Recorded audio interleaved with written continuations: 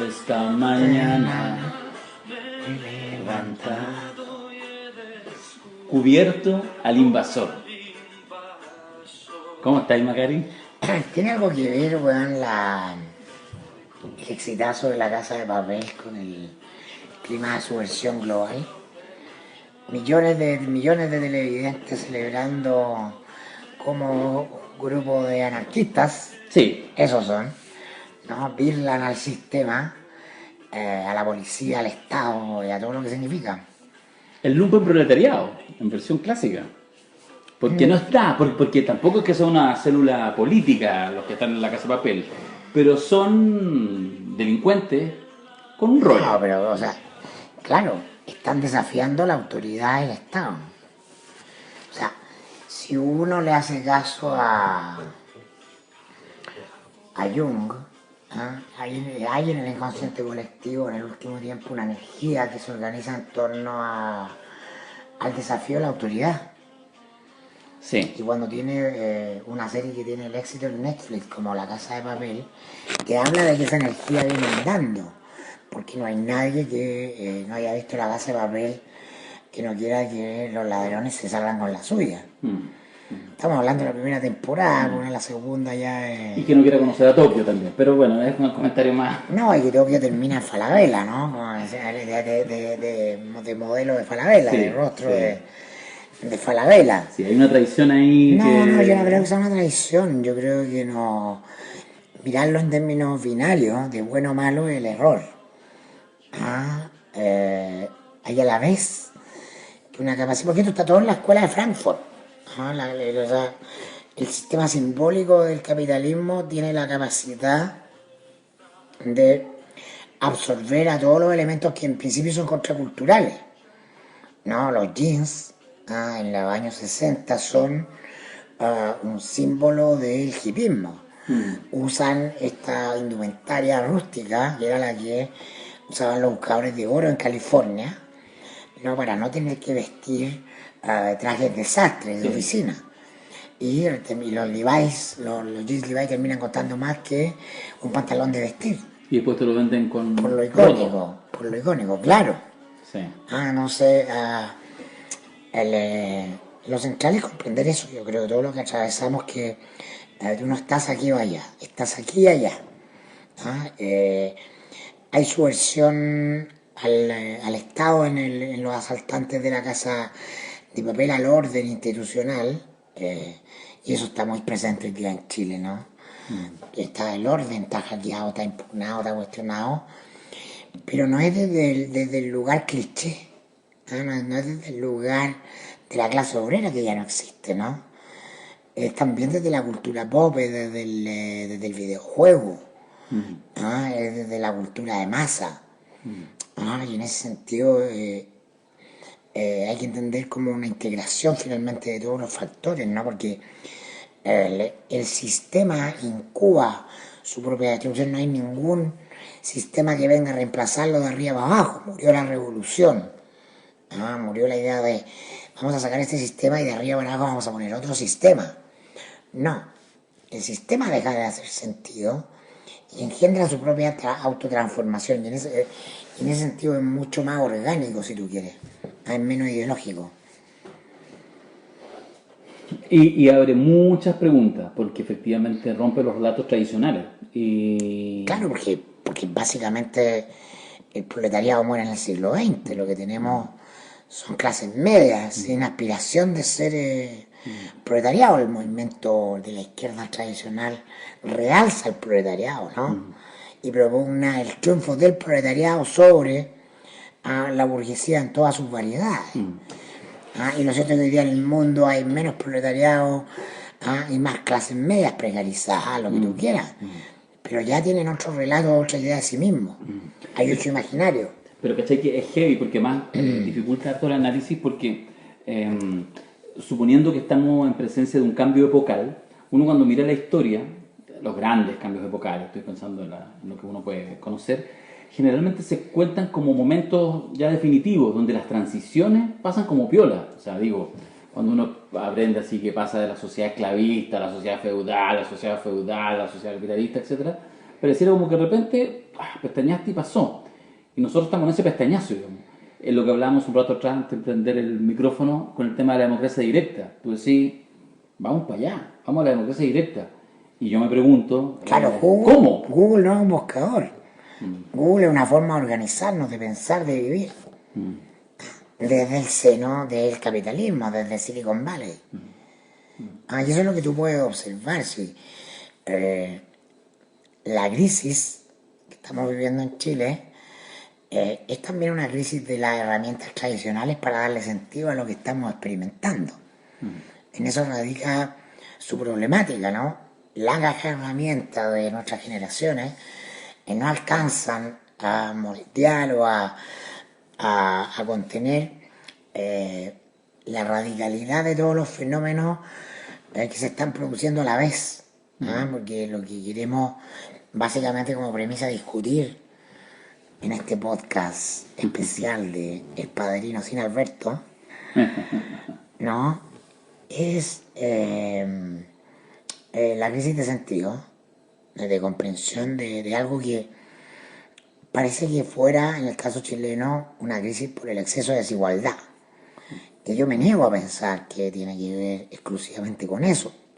Es absurdo negar que fuera eso, pero si uno viera todos los canales de televisión, los diarios, hay dos grandes temas, la desigualdad y la violencia, ¿no? Entonces, eso me hace sentir que estamos mirando la punta del iceberg nomás. ¿No? La violencia es un síntoma. Sí. ¿No? Y la desigualdad es algo evidente que ha existido en Chile desde que Chile es Chile, desde la colonia. Desde que el mundo es mundo. Desde antes de la independencia, pero en el caso chileno, no, es una cuestión consustancial a la organización del país. Entonces, atrevámonos a explorar un poquito más allá, y yo creo que la semana que pasó, posterior a nuestro taller en el Estado italiano, irrumpen estas chicas de las tesis, ¿no? Entonces aparece esta locura de, bueno, que tiene que ver el mejorar la pensión básica solidaria o pasar a un sistema mixto que mezcle capitalización individual con reparto y subir el salario mínimo con la violencia patriarcal contra las mujeres. ¿Qué tiene que ver? ¿Tiene algo que ver? ¿Qué tiene que ver? Esa es la pregunta relevante. ¿Cómo se entroncan? Y fíjate que si tú analizas, porque a mí me llamó la atención desde una óptica conservadora, en el sentido justamente de qué tenían que hacer la demanda del fin de la AFP en la marcha del 8M. La marcha de las 500.000 mujeres a la media, que fue un hito, que fue muy importante, que ya te hablaba de un caldero en ebullición, pero el sistema te lo pone feminista, es decir, las mujeres alegan porque sufren violencia de los hombres. Estamos en la cuarta revolución, la cuarta ola feminista, ¿no? Que nos remite a la dominación sexual literal, ¿no? Al vínculo que la sociedad ha permitido, ¿no? De fuerza del macho sobre la hembra. Bueno, ¿y qué tiene que ver eso con la AFP? Y parte del petitorio de las mujeres, de los colectivos que organizaron el 8M, había uno que te decía, bueno, fin de la AFP o mejor en la previsión. Y había otro que te decía, fin de las zonas de sacrificio, medio ambiente y feminismo. Medio ambiente y demanda social, feminismo y demanda social. Bueno, ¿cómo se juntan esas cosas? O sea, entonces, claro, se juntan en la medida que el feminismo es fuertemente el rompimiento de un orden patriarcal que no es solamente, como algunas veces se pierden, hombres y mujeres se pierden en pensar que es solamente como una posición de privilegio del hombre. No, tiene que ver con la definición de que hay posiciones fijas, inamovibles. Romper el patriarcado es también extremadamente liberador para los hombres, porque les permite, para decirlo en términos básicos, entre otras cosas, llorar. No deja el espacio de la sensibilidad únicamente en las mujeres, en lo femenino. Es un espacio en disputa, un espacio en que todos podemos nutrirnos de lo sensible, de lo inteligente, lo emocional, y eso, digamos, rompe el orden patriarcal. Pero... Claro, es que vamos a tener que analizar, vamos a tener que entrar a conversar de manera seria y profunda sobre qué es el orden patriarcal. Y qué es lo que involucra, y la noticia es que involucra a todo. Ajá, todo es todo y por lo tanto el orden patriarcal tiene entre 8.000 y 10.000 años de existencia y es una forma de entender el poder y la cultura en un sentido amplio, Sí, sí, ¿no? sí. No la cultura en el sentido Ministerio de No, Cultura la cultura de los pueblos. o la media hora de folclore en la televisión. La Por cultura favor. entretenida. No, no. La cultura como la construcción de lo humano. Las reglas acerca del humano que son muchas veces no son por repetición invisibles. Ahí nos parecen obvias y dadas. Y son culturales. Bueno, entonces ahora va a venir necesariamente porque a mí o sea, no me impactó, me confirmó, ¿no? El impacto de la coreografía de estas chicas, de las tesis, de la performance, ¿no? Política, me confirma que estamos frente a algo mucho más grande que un petitorio social. Y que es lo que tú llamas un cambio vocal, ¿no? Que es radical y que es probablemente el cambio vocal más grande porque haya pasado ninguna generación de seres humanos vivos en los 200.000 años que tenemos los Homo sapiens sobre el planeta. Ah, y entonces aprovecho para pasar al tiro el aviso que voy a estar haciendo con mi amiga Andrea Valdivia, terapeuta. Sí, vi un aviso tuyo, me pareció interesante. Todavía no sale a redes, pero ya va a Me salir. lo mostraste, me lo mostraste. El sábado 21 de diciembre queremos hacerlo, atenti ahí, una charla gratuita justamente sobre cómo conectar el estallido social con el fin del patriarcado. No para echar a picar al fondo del patriarcado, que es la manera en la que se reorganiza el mundo después de siglos de haber vivido la cultura matrística, ¿no? Que es básicamente comunitaria. Y es un lugar donde lo femenino y lo masculino vivían en equilibrio, eh, pero reconociendo una suerte de primacía de los valores de lo femenino, porque en lo femenino está la capacidad de dar la vida. En lo femenino y masculino, para que sean virtuosos, son energías que tienen que estar en equilibrio. Pero la femenina tiene una octava, si tú quieres, superior en la medida en que desde lo femenino que te conectas con la capacidad de reproducir la vida, ¿no? Y cuando salen las chicas a marchar, ¿no? Mostrando sus pechos, en el mayo feminista chileno, ¿no? Esas pechugas, ¿te acuerdas tú? Fueron muy controvertidas por la estética de las pechugas, ¿no? Porque habían algunas que calificaban y otras que no, según Claro. algunos Que, observadores. que no reproducían el canon de belleza. Claro, no sé, pero la teta alberga la oxitocina. La mamá alberga la oxitocina, que es la hormona de la vida, la que permite la leche, que pase la leche. Y la leche no es solamente un alimento biológico, sino que lo es también emocional. Entonces, de alguna manera, hemos descubierto en los últimos años que de ese alimento emocional, que hay también por detrás del alimento biológico, hay depende del equilibrio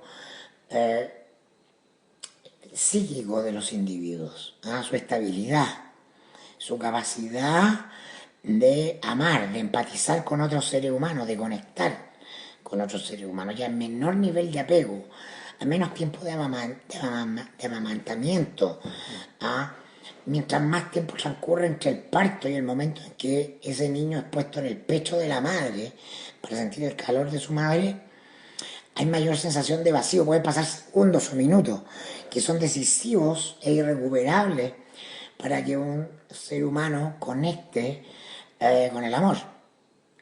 El amor en un sentido amplio, no en el sentido San Valentín Days.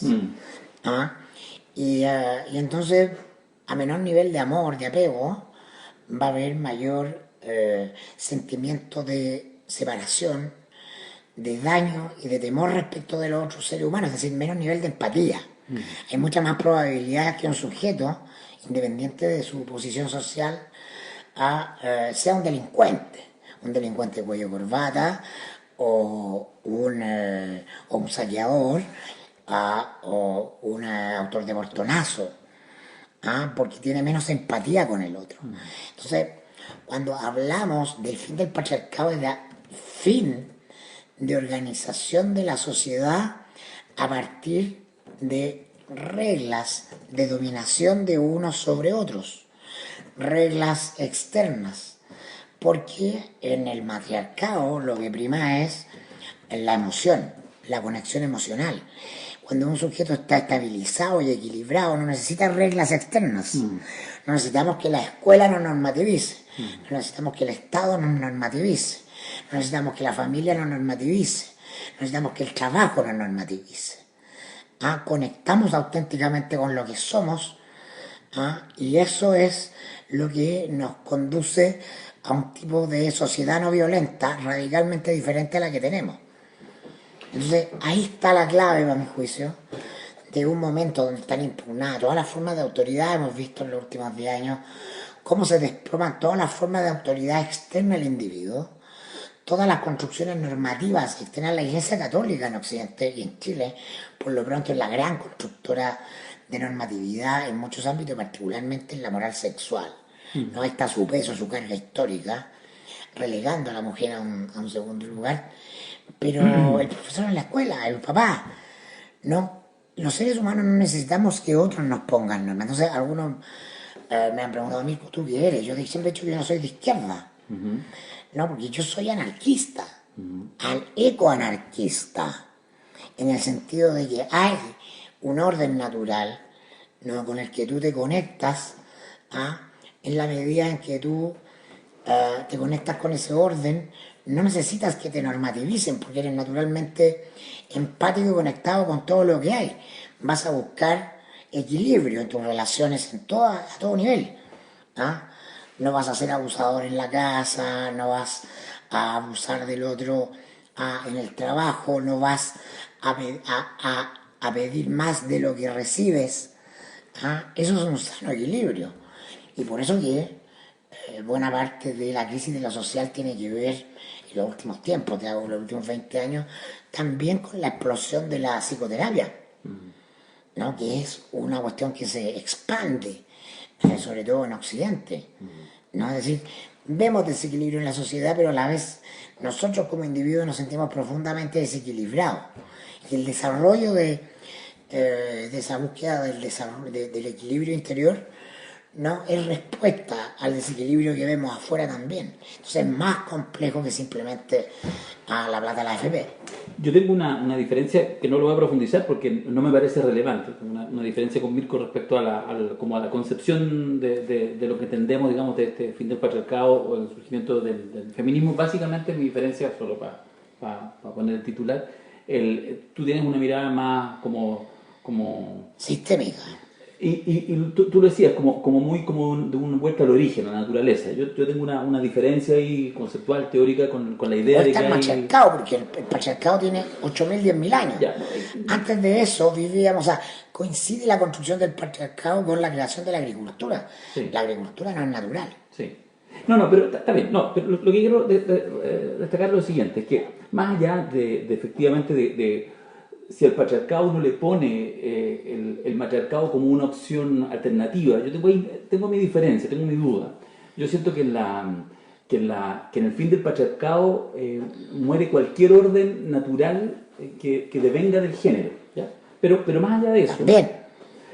Lo que me parece muy interesante, y quería como destacarlo porque a mí me parece que es importante, alguien dirá, no me cabe ninguna duda, alguien que nos está escuchando, qué sé yo, de los nerds, como digo yo, que se ponen a escuchar estos podcasts, que te siguen en Comando Jungla, en fin, en distintas iniciativas, porque hay que ser nerd, por definirlo.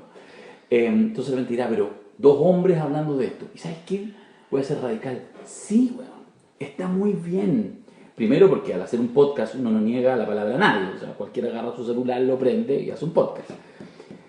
Pero ¿sabes qué? Porque también es muy importante. Digital. Sí, claro. Y porque a diferencia de una cosa distinta cuando hay medios, espacios específicos en la televisión y lo ocupan hombres y se inaugura una feria del libro y está ocupado por hombres, pero el hecho de que haya espacio, por ejemplo, casualmente, en que estén, o casualmente no, pero que haya 2, 3, 4 hombres hablando de estos temas, es súper importante también, porque más parte de la lógica, uno no se va a ir a meter a la performance de las tesis, porque evidentemente esa performance es de mujeres y los hombres nos ponemos a un lado y lo aplaudimos o apoyamos o llevamos la pintura a las compañeras, etcétera, etcétera.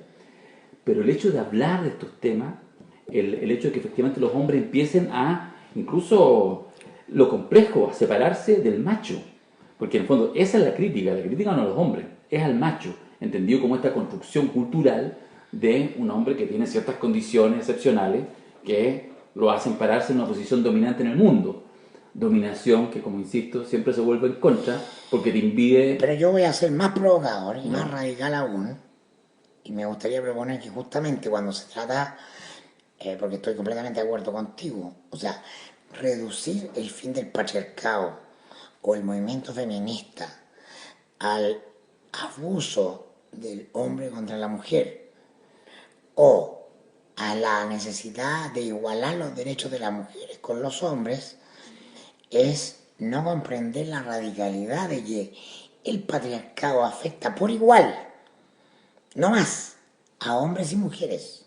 Porque los pone en posiciones. Porque en una relación tóxica, es cierto, la mujer, voy a poner el ejemplo más clásico, la mujer violada es víctima y el violador respecto de la organización sistémica es solo un agresor, es solo un delincuente.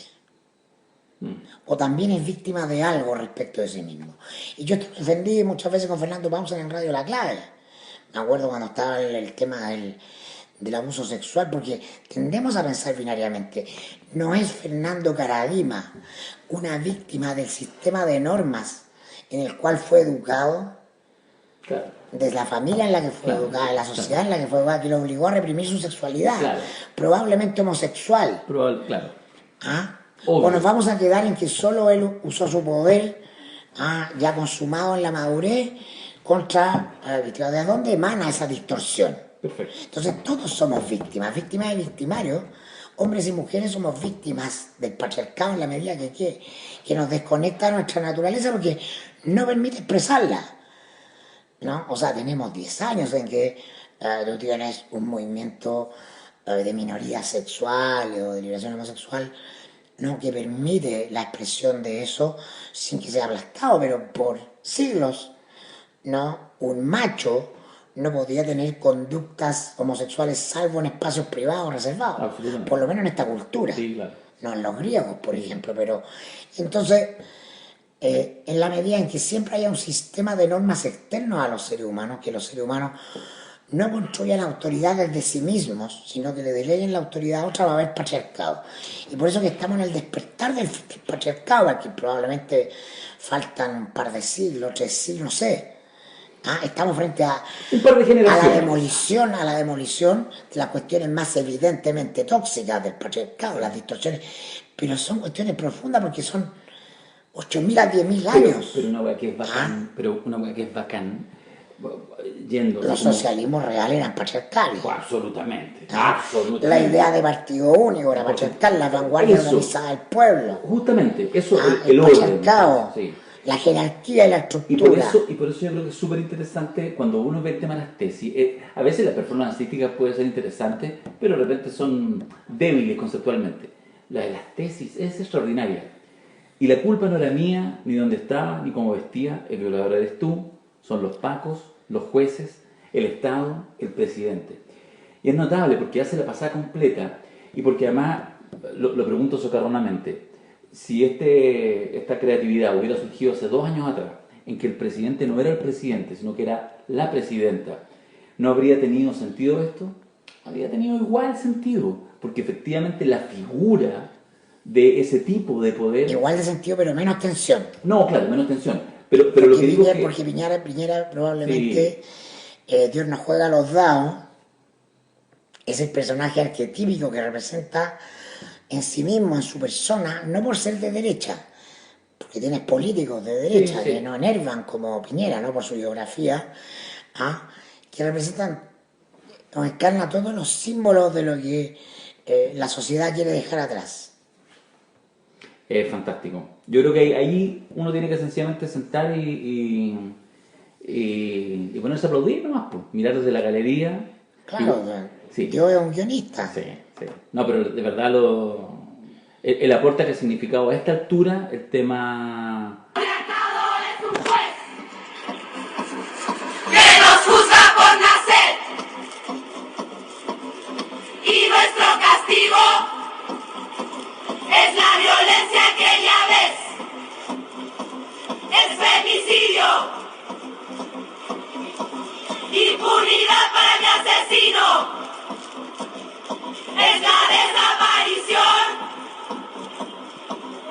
es la violación. Y la culpa no era mía, ni dónde estaba, ni cómo vestía. Y la culpa no era mía, ni dónde estaba, ni cómo vestía. Y la culpa no era mía, ni dónde estaba, ni cómo vestía. Y la culpa no era mía, ni dónde estaba, ni cómo vestía. Es notable porque yo me acuerdo que la primera protesta a la que fui a la dictadura tenía año 82, Rodolfo Salieri había llamado a un paro nacional. Ya. Yo tenía 12 años y mi mamá me llevó al Parque O'Higgins, donde había una concentración, donde hablaba Seyer, ¿no? El líder de la Confederación de Trabajadores del Cobre. ¿No? Y me acuerdo de la primera sensación de ver las banderas rojas, además, ¿no? Pasando por ahí, por debajo del puente del Parque O'Higgins, por donde pasa el metro, ¿no? Y recuerdo el grito, ¿no? Luchando, creando poder popular. Y que tiene la sonoridad para que sea un hit. Claro, ¿no? ¿Cómo ha cambiado la semiótica completa de la demanda, de la protesta, ¿no? De la impugnación? Impresionante. ¿Por qué no está Mayol acá? Bueno, debe estar ganando millones en alguna cosa, ¿no? Está Lucrando con el libro. Mira, yo pensé que los dos íbamos a estar indignados porque Mayol está cruzando el charco, como dicen los ciúticos, que es en Europa. Está en Madrid. De hecho, hoy día tenía una charla. Lo invitaron a exponer. Sí, por eso no está, pues. ¿Verdad? Entonces dijimos, bueno, lo esperamos. Ya, Mayol dijo, no, pero mira, yo vuelvo el viernes, así que espérenme y ahí lo hacemos el fin de semana. El problema es que alguien más también viaja. Me toca, pues. Si mayor el académico viaja mucho, yo no... Y Mayol, Años que no me subo a un avión. ¿años que no te subes? No, literal. No sé, creo que habré ido No, pero a Europa. al sur de Chile, pero a Europa, no sé, hace mucho. Nunca he ido a conocer. Me han invitado un par de veces por trabajo y esta también me invitan unos días por trabajo. ¿Y a dónde vais? A Roma. Vamos con Bella Ciao, por favor. Bueno, sí, por eso partimos con Bella Ciao. Claro, mira qué lindo. Está bien, está bonito. Oye, Como decía mi profesor de cine, ¿ya? ¿no? Que hoy día ya no podría hacer clase porque era una suerte de degradación permanente de la mujer esa clase, pero ¿Sí? sí, claro, decía, la gracia del cine italiano es que uno puede ver reflejados 2000 años de decadencia. Claro. No, pero esa razón. Asumiendo que Italia es un lugar decadente, pero exquisitamente decadente. Bueno, así que como Mirko viaja pasado mañana, decidimos hacer esta grabación sin Mayol. Claro, no vamos a jugar doble, vamos a jugar single. Vamos a jugar simple, está bien. El tete a tete con Darío.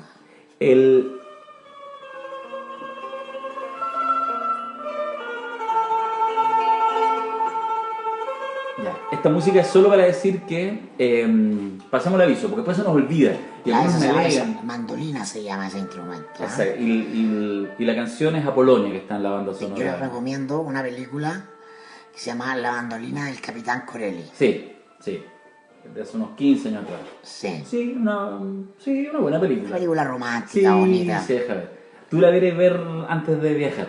Mañana te la recomiendo. Yo voy a pegarme una maratón de cine italiano, ¿no? Sí, maravilloso. Ya, está bien. Viajáis el jueves, ¿no? El jueves, Ya, una semanita de estar fuera, bueno, un poquito menos. más o menos. Ya, qué rico. Oye,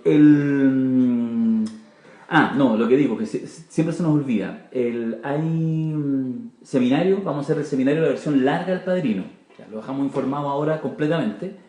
Va a ser el 16, 17 y 18 de enero en el Estadio Italiano, con Alberto Mayol, con Mirko Macari. Vamos a ver las 3 películas completas, ¿ya? Durante 3 días, lo típico que hacemos en el Estadio Italiano, almorzamos juntos, en fin, todo. El rito. El rito. Somos hombres, somos viejos de rito. Sí, nosotros nosotros a esta de rito, altura, ya sí. sé. Nos tomamos por la tarde una copita de vino, conversando, jugamos un poco, pero las 3 películas y las 50 leyes del poder del Padrino, versión extra larga. Una a una. Una a una. lateado por el propio dueño. No, pero ahí con Mirko la cosa se hace mucho más interesante. Y nada, eso va a ser 16, 17 y 18. Pueden ya inscribirse, están las inscripciones abiertas al elpoderimporta@gmail.com y sale 100 luquitas la talla completa, los 3 días. Almuerzo incluido y todas las cosas, así que... Sí, Copé de las películas, pero además, y eso, análisis. pero no lo habíamos avisado del todo, es que una semana después, porque nos pidieron mucho, que la versión que hicimos la semana antepasada, esto de... El despertar de la fuerza, el el despertar de la análisis fuerza. del estallido chileno. Claro, en clave del Padrino y jugando un poco con eso, pero concentrándose en eso. Eso lo vamos a hacer en un día, vamos a repetir la experiencia, el día miércoles 22 de enero. ¿Ya? Ese va a ser full día, el despertar de la fuerza está súper intenso y bueno, la pregunta es si a esa altura lo vamos a hacer con Piñera presidente, Piñera fuera de la presidencia. Yo te tengo una pregunta. Estamos en este tiempo en que un día es una eternidad. Sí, de una eternidad. Hoy día lanzando bonos de 100 lucas. Oh, Claro, el bono saqueo, ¿ah? sí. Es la medida de emergencia post encuesta. Siempre tarde.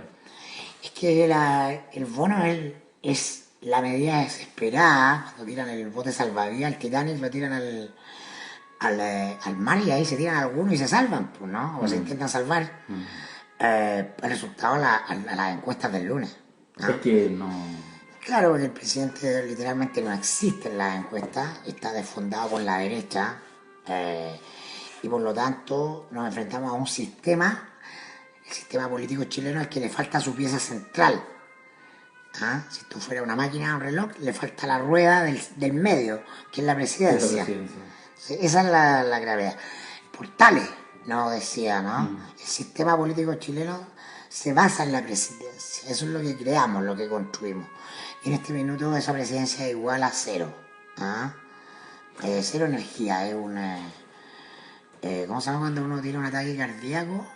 Perdona, el examen que te hacen cuando tú tienes un ataque cardíaco y te ponen un electrocardiograma. Ya. El electrocardiograma plano. Y ahí corren todo. ¿Te has fijado cuando aparece el presidente? Y corren todo así con esas manillas para resucitarte, así como choque eléctrico. Entonces ese choque eléctrico es el bono. Para saltar ahí en el pecho así. A ver si resucita. Pero literalmente el electro está plano. Eso es lo que está pasando. Eso es lo que políticamente está pasando. Entonces el bono no es el bono. El bono es el electro para salvar al presidente. Para que reaccione. Los problemas de la democracia, pues. Y pero como que la sensación es que siempre tarde. Es como que ya no hay medida. No, por supuesto, pues no, eso va a ser una constante, lo vamos a ver hasta el final de esos días. ¿Tú crees que está tan complicado como se comenta, algo que te decía antes de ponerle play a esto, que se comenta en círculos que está de verdad enredada la negociación para el plebiscito de abril, el supuesto plebiscito de abril? Yo conversaba con algunos personeros del mundo ex nueva mayoría y decían que ellos veían que si en una semana no se destrababa, esto podía irse al carajo, sí, literalmente. Sí, evidente. Que el cervel son unos flojos, que era parte del enredo también. Evidente, porque el problema no es la derecha o la izquierda, el problema es la institucionalidad. De la institucionalidad no va a salir la solución al problema, porque el problema es que la institucionalidad está en el suelo. No tiene energía, lo hemos dicho 90.000 veces acá. Entonces, no podemos esperar que la salida sea eso, porque venga desde ese lugar, porque ese lugar es el origen del problema. El tema es que yo no sé cómo lo ves tú, porque en eso eres clarividente, pero yo veo a estos sectores, mundo progresista, es una mayoría, sectores del Frente Amplio, etcétera, pero los que todavía están haciendo política en el sentido más clásico, y que de alguna manera uno puede entenderlos, porque bueno, si eres parlamentario, estáis llamado a comisiones, bueno, tenéis que amarrar el acuerdo para que haya el plebiscito. Digo, no quiero ni siquiera valorarlo negativamente. Y me decían algunas personas que participan en los bordes de esos espacios que ya estaban como en la dinámica nuevamente que no, esto ni se lo presentemos a la derecha porque no nos van a decir que no, que en el fondo es la historia del tango estos 30 años de los intentos que ni siquiera se hicieron. Pero ¿por qué van a tener otro Dios si es el único que conocen? No se trata de personajes excepcionales, por el contrario, estamos hablando de políticos, personajes esencialmente mediocres. La política chilena es un espacio de mediocridad personal. No hablo intelectual, porque más de algunos habla de corrido y pueden tener algún libro publicado, etcétera. Te hablo de tamaño interior de liderazgo. Eso no hay en la política. No, ese espacio ya no está en los partidos, ¿no? Y nosotros vivimos en democracia, vivimos en una partidocracia, ¿no? En la telepolítica. Y eso está vaciado. Entonces lo que estamos viendo es como cuando tú hacías ese experimento en ciencias naturales en tercero medio, que agarrabas una lagartija y le cortabas la cola a la lagartija y la cola seguía saltando. Pero ya no está conectada a la lagartija, ¿no? Tiene un impulso eléctrico. Entonces estamos viendo el impulso eléctrico, pero el sistema político ya está completamente separado de la sociedad. Completamente. Le acabas de poner el nombre a este capítulo. La cola de la lagartija. No, estás loco. Este capítulo se va a llamar Mirko y Darío los tesis. No, eso no haré. ¿Por qué no? No, te autocensura, te autovetas. Sí, estoy como... Sí, Pero tu señora va a la tesis senior, No, la invitaron a participar a las tesis senior y yo, mensa, la concha su madre. Yo voy a las tesis, no a las tesis senior. Eso dijo mi compañera. Claro, ella se cree... es muy joven. Adolescente. Es una adolescente. Ya, dejémoslo hasta acá. Oye, espérate. Y en enero tú también vayas... Yo voy a hacer mi taller, el derrumbe. El desplome de las instituciones y las claves del nuevo ciclo, muy optimista. Eso es muy interesante porque es en una casa, en un patio, muy interesante. En una casa de Ñuñoa, 4 jueves a partir del segundo jueves de enero, así que el primer jueves del padrino, esa hora no voy a estar, porque esto se trata de hablar de lo que ha pasado, pero sobre todo ver lo que viene. Justamente comprender estas claves del nuevo ciclo de las que vengo hablando desde que hice el primer taller en enero pasado, ¿no? El movimiento feminista y el fin del patriarcado, el movimiento ambiental y el paradigma de lo sistémico, pasar al pensamiento sistémico, y la cuarta revolución industrial, o el ciclo del fin del capitalismo de chimenea, va a pasar a la era del valor en la información y la energía. Entonces, sí, yo soy un optimista, o sea, el trato básicamente acá es ayudar a que la gente vea que tenemos que cambiarnos los lentes con lo que estamos mirando en la realidad, porque la solución está. Lo nuevo ya está ocurriendo, no lo queremos ver, no le llamamos política, pero es la política que viene. Las voces que vienen, los nuevos líderes vienen de esos mundos, no vienen de los partidos, no vienen del Frente Amplio, no vienen de la DC, no vienen de la UDI, no. Ese es el mundo que muere. Delete. Chao, se acabó. Emerge otras zonas radicalmente distintas de fuerza social. O sea, las tesis tienen más representación, más legitimidad, más fuerza, más energía que el Partido Demócrata Cristiano. O la directiva regional del Partido Socialista. O sea, de alguna manera es democracia directa. Pero hay muchos viejos culiados de izquierda o de derecha que todavía repiten el mantra. Pesa mucho la historia, pesa mucho la biografía, pesa mucho la tontera. Entonces se trata de pensar más allá, fuera de la caja. Porque llega el momento de pensar fuera de la caja, porque dentro de la caja solo hay caca. Claro. Pasa que el incentivo de guardar la plata por colchón, que puede ser volver a las organizaciones clásicas o la manera clásica de entender la política, igual hay un incentivo para eso. Justamente, ante la incertidumbre, no dais el paso, no te arriesgáis, porque claro, la democracia directa suena interesante, pero también uno dice, bueno, va a ser manipulado. Pero este paso es sí o sí, no, que sea mejor o peor. Simplemente se trata de comprender a lo que vamos. Sí. Ya, yo creo que más sería perderse esta maravillosa trompeta. Que te vaya bien, Mirko, en Italia. Gracias, Darío. Chau. Abrazo.